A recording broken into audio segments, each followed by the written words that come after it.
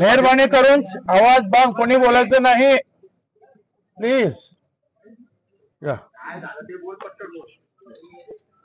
हा बोला. काय कार्यकर्त्यांशी आपण चर्चा केलेली आहे.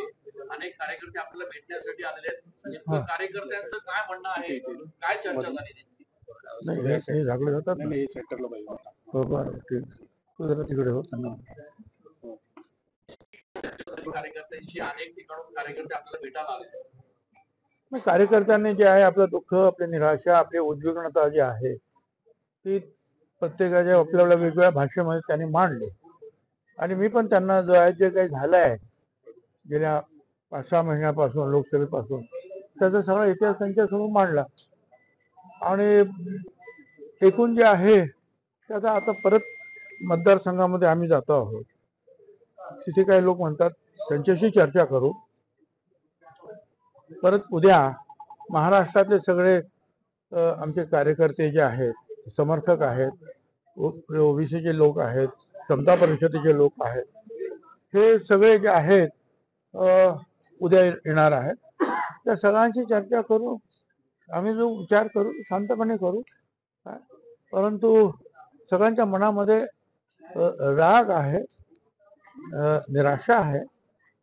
आम्ही त्यांना सगळ्यांना एवढंच सांगितलंय की जे काही तुम्हाला व्यक्त करायची तुमची मतं ती मोबाईलवर सुद्धा किंवा बाहेर सुद्धा आपल्या असंस्कृतपणे कोणी काही बोलू नये, शिवीगाळ नसावे. ते चप्पल मार वगैरे जे काय करता तुम्ही ते अजिबात बंद झालं पाहिजे. ठीक आहे, तुमची मतं जी आहेत लोकशाहीमध्ये ती तुम्हाला व्यक्त करण्याचा अधिकार आहे. परंतु कुठे असंस्कृतपणा नको, शब्द जपून वापरा. काय आणि चप्पल मार वगैरे आंदोलनात बिलकुल थारा देऊ नका. अजिबात असलं काही करायचं नाही. एवढं त्यांना सांगितलं. आणि आता बाकीचं तिथं बघू काय. भुजबळ साहेब, आपण राष्ट्रवादी काँग्रेसमध्ये शरद पवारांबरोबर होता तेव्हाही सिनियर नेते होते, आताही अजितदादांबरोबर सर्वात सिनियर नेते. पण आपल्याला नेमकं मंत्रीपद कुणी नाकारलं हा सगळ्यात महत्वाचा प्रश्न आहे. शोधावं लागेल ना, तोच तो प्रयत्न चालू आहे. कुणी नाकारलं आणि कुणी नाकारलं तरी शेवटी जे आहे त्या पक्षाचा जो प्रमुख आहे, बीजेपीचा प्रमुख जे आहेत तिथले सरकारमधले ते देवेंद्र फडणवीस आहेत, ते निर्णय घेतात. शिंदे गटाचे जे प्रमुख आहेत ते शिंदे साहेब आहेत, ते त्यांच्या गटाचा निर्णय घेतात. हे खरं आहे. त्यांनीच सांगितलं होतं लोकसभेमध्ये उभे राहा म्हणून. होळीच्या दिवशी मी इकडे आम्ही निघालो, आम्हाला ताबडतोब परत या. आणि त्यांनी सांगितलं की मोदी साहेबांनी आणि अमित शाह साहेबांनी सांगितलं की नाशिकला भुजबळच उभे राहणार. मी म्हटलं बरं आमची तयारी नाही, आम्हाला तुम्ही एकदम शॉक दिला. 24 तास द्या, आम्ही उद्या सांगतो तुम्हाला. परत उद्या गेलो, म्हटलं दुसरं कोणाला समीरला उभं करणार, दुसरं कोणाला नाही. म्हणजे तुमचं नाव त्याने प्रकर्षाने घेतलं, तुम्ही उभे राहा. 1 महिना मग आम्ही आलो आणि एक चांगलं वातावरण निर्माण झालं. अर्थात एक तर सर्व समाजाचे, मग दलित, मुस्लिम, आदिवासी, ओबीसी, अगदी ब्राह्मण समाजाचे लोक सुद्धा येऊन गेले. आणि विशेषतः ज्यांना नाशिकच्या डेव्हलपमेंट मध्ये रस आहे ते सगळी जी मंडळी जी आहेत ती येऊन गेली की तुम्ही बरं झालं, आम्ही तुमच्या पाठीमागे उभं राहणार. आता नाशिकचे पाऊल आणखी पाऊल पुढे पडेल. आम्ही प्रयत्न सुरू केले. पण 1 आठवडा झाला, 2 आठवडे झाले. खरं म्हणजे जर तुम्ही आम्हाला एवढ्या यांनी सांगितलं की तुम्हाला उभं राहायचं आहे तर 8 दिवसामध्ये तुम्ही नाव जाहीर करायचं, 15 दिवसात करायचं होतं. पण 1 महिना झाला तरी सगळ्यांच्या अख्ख्या महाराष्ट्राची नावं जाहीर झाली, आमचं नाव जाहीर होत नाही. मग मी म्हटलं ठीक आहे, आता माघार घेतो. कारण मी अशा प्रकारचे जे आहे आस लावून डोळे लावून बसणार नाही तुमच्या तिकिटासाठी. धन्यवाद. एक गाण्याच्या ओळी होत्या, जहा नाही चैना वहा नाही रहना. प्रफुल्ल पटेल असं म्हटलंय की राज्यसभेवर हो मला हे बघा, लोकसभेवर मी जातो म्हणालो, ऐन वेळा तुम्ही कच खाल्ले, नाव जाहीर नाही केलं.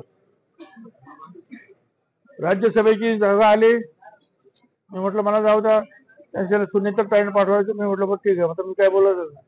दुसरी जागा आली, त्या ठिकाणी मकरंद पाटील यांचे बंधू नितीन पाटील यांचं नाव द्यायला लागले. अरे म्हटलं मला जाऊ द्या, माझा फायदा तुम्हाला होईल पक्षाला, माझा चांगला फायदा तुम्हाला पक्षाला, मला जाऊ द्या. मी 40 वर्ष झाले इथे आहे. नाही मग मी त्यांना आम्ही शब्द दिला.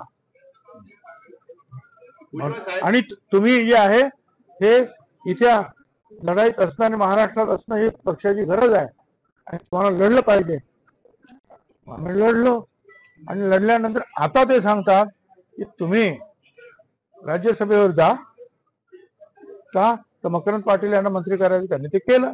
आता त्यांना ते त्याच्या भावाला सांगणार तू राजीनामा दे, खाली आहे, आणि मग मला सांगणार तुम्ही आता जा वरती. मी म्हटलं मला पाहिजे होतं हे तर मला मी काही लपून ठेवलं नाही, पण आता मी निवडणूक लढलो, आत्ताच संपली निवडणूक, अजून त्या मतदारसंघात काही प्रश्न निर्माण झालेले आहेत ते सोडायचे आहेत. माझ्यासाठी जीव काढला माझ्या लोकांनी मला निवडून आणण्यासाठी. मी त्यांना मी काय सांगू, मी राजीनामा देऊ शकत नाही, कारण राज्यसभेवर जायचं असेल तर विधानसभेचा राजीनामा द्यावा लागेल. आणि मी त्यांना सांगितलं 1-2 वर्ष द्या मला, काय मी जातो, तोपर्यंत माझ्या मतदारसंघात मी स्थिर स्थावर सगळं करीन आणि मग त्यांचा निरोप घेऊन मी तुमच्याकडे येतो आणि मग जातो. त्याच्यानंतर ते म्हणाले आपण चर्चा करू, बसू, तर कधी बसलेच नाही. संपर्क करताय ते तुम्हाला फोन करताय, तुम्ही त्यांचा फोन उचलत नाही असं कळतंय. अजिबात चुकीची गोष्ट आहे. प्रफुल्ल पटेल जे आहेत यांना फोन करतात आणि हे फोनवर त्यांच्याशी बोलतात.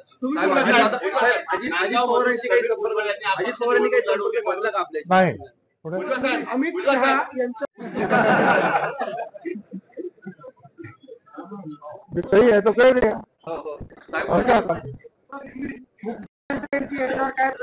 आपण काही वक्तव्य केलं होते. मला जे काय कळलं, मुख्यमंत्र्यांनी माझा प्रवेश मंत्रिमंडळात असावा यासाठी आग्रह धरला होता आणि निश्चित ते मी कन्फर्म करून घेतलं. हे राष्ट्रवादीतल्या नेत्यांना अर्थात प्रफुल्ल पटेलांना असं किंवा अजित पवारांना हे खटकलंय म्हणून आपला पत्ता कट झाला असं काही मला माहिती नाही, ते तुम्ही विचारा. कालमर्यादा ठेवली 75 वर्षाच्या ज्येष्ठांना मंत्रिमंडळात घेऊन असं काही राष्ट्रवादीने काही धोरण आखलंय का? असं काही त्यांनी ठेवलं नाही.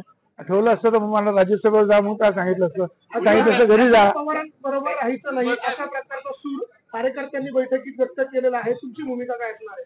ती मी सगळ्यांच्या भूमिका ऐकून घेतो आहे. आपण काय करणार भूमिका ऐकून घेता आपण काय? मी तुम्हाला सांगितलं मला मतदारसंघात जायचं आहे. मला उद्या मी महाराष्ट्रातले लीडर्स येणार आहेत, सगळे लोक भेटणार, मग बघू. प्रफुल्ल पटेलांनी असं म्हटलंय की तुम्हाला राज्यसभेवर पाठवायचं हे त्यांना म्हटले होते त्यावेळेला 4-6 महिन्यापूर्वी, त्यावेळेला होय, त्यावेळेला माझं ऐकलं नाही. आणि आता म्हणजे मी काही लहान खेळ नाही का तुमच्या हातातलं, तुम्हाला वाटेल तेव्हा तुम्ही आता वरती, आता बसा खाली, आता निवडणूक लढवा, बरं तेही जाऊ द्या. पण माझ्या मतदारसंघातील लोकांना मी राजीनामा दिल्यानंतर काय वाटेल. आणि मी त्यांना सांगितलं मी नक्की जायला मला जायचं आहे, पण मला थोडे दिवस द्या. माझ्या मतदारसंघामध्ये माझी काही कामं आहे ती पूर्ण करतो, लोकांची समजूत काढून मग जाऊ. म्हणजे तुम्ही म्हणणार बस बस उठ उठ छगन भुजबळ तसा मनुष्य नाही. धन्यवाद.